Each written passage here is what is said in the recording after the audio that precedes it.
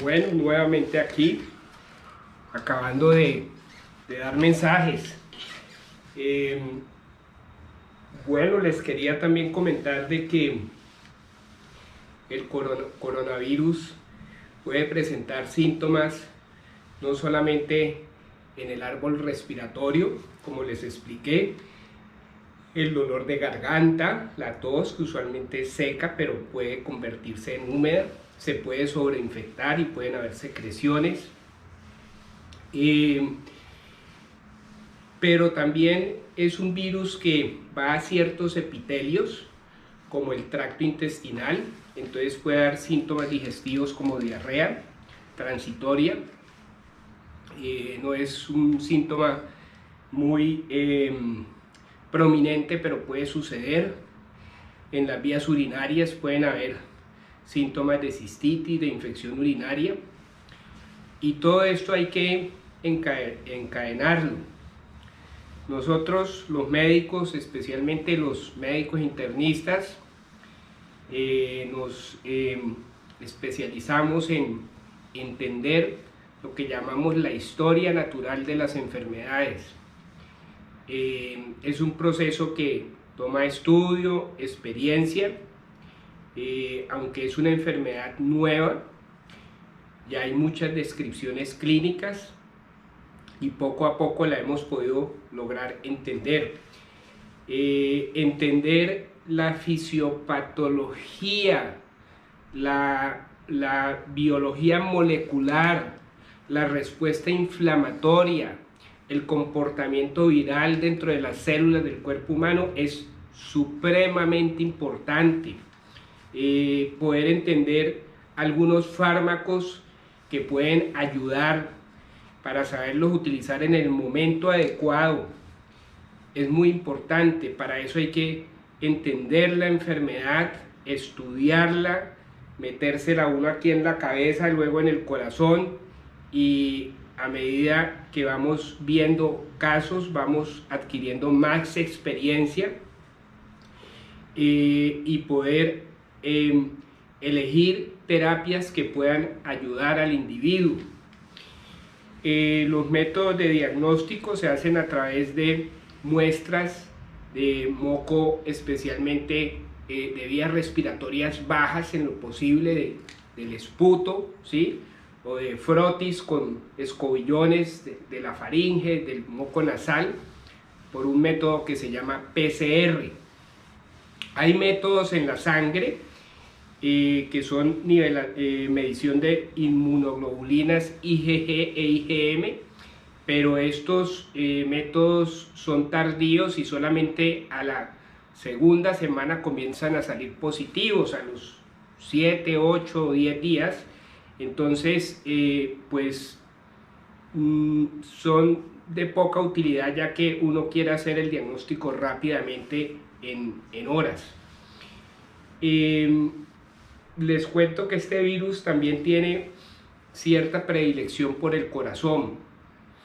El virus puede afectar el corazón, puede inflamar el corazón y producir una cosa que se llama miocarditis, y puede, al inflamar el corazón, las fibras del corazón, aumenta una enzima que se llama la troponina, que es la misma enzima que se eleva cuando hay infartos en el corazón. El virus tiene varias fases y hay que saberlas entender. La primera fase es una fase respiratoria, de las vías respiratorias.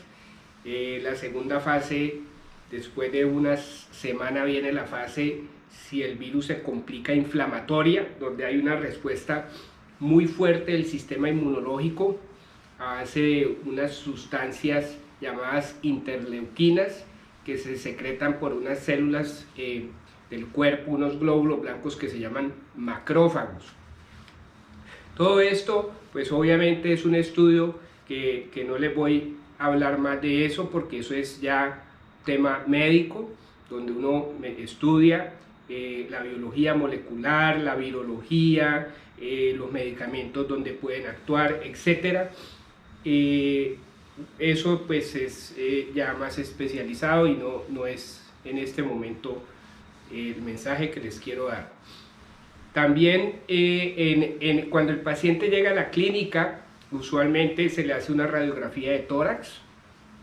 En algunos casos se le hace una escanografía de tórax para ver qué grado de inflamación hay en el pulmón o qué tipo de neumonía se detecta. También se toman unas pruebas de sangre para ver el grado de inflamación y el pronóstico del paciente.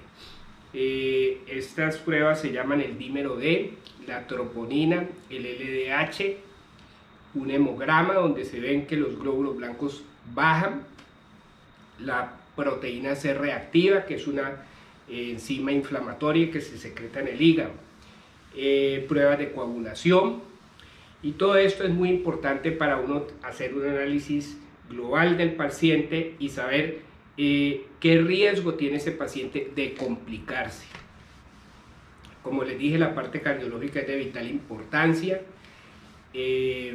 sobre todo en pacientes con antecedentes cardiológicos, los pacientes de riesgo, ya les comenté, los pacientes que tienen diabéticos, obesos, hipertensos, cardiópatas, pacientes con patología pulmonar, fumadores, con EPOC, enfisema o asma bronquial, pacientes que reciben inmunosupresores, como en el caso del trasplante renal, o otro tipo de trasplantes, o pacientes que están recibiendo quimioterapia para algún tipo de cáncer. Todos estos pacientes son de mayor riesgo y hay que estar muy atento frente a esta situación.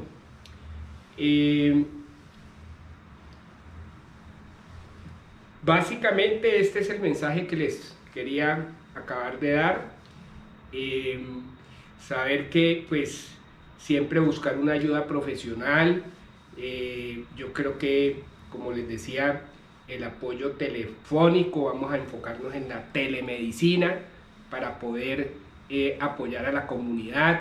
Es vital, es muy importante la comunicación con un médico que conozca la enfermedad, es muy importante. El médico debe hacer un seguimiento día a día de su paciente, estar en comunicación, tener un canal abierto, porque hay muchas inquietudes y día a día pueden aparecer síntomas, y en el momento de que ya haya un síntoma, un cuadro de alarma, pues habrá que tomar ya una medida hospitalaria. Pero ese apoyo es muy importante, y ese seguimiento y el seguimiento epidemiológico de las familias que se han contaminado es muy importante. Entonces, pues deben saber de que tenemos muchas herramientas para afrontar esta situación, que ya hemos aprendido, o sea, hemos aprendido de lo que los otros nos han enseñado, ya los chinos, los italianos, los americanos, o sea, ya hay mucha información que estamos recibiendo, y yo creo que esta fase de latencia, donde el virus está la curva dormida, y este encierro nos ha permitido a nosotros los médicos estudiar mucho para poder entender qué es lo que pasa, para dónde va y cuál es el paciente que se va a complicar, en qué caso hay que estar alerta. ¿Por qué unos pacientes se complican y otros no? No se sabe muy bien. Pues ya les expliqué que unos por los factores de riesgo, pero hay otros que se complican sin tener factores de riesgo. Obviamente después de los 60 años aumenta el riesgo, y después de los 80 años también.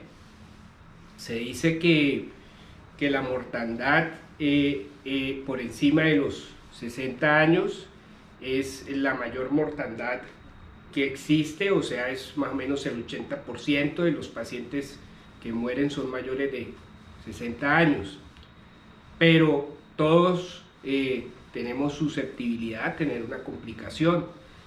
No podemos menospreciar ni confiarnos en ninguna situación.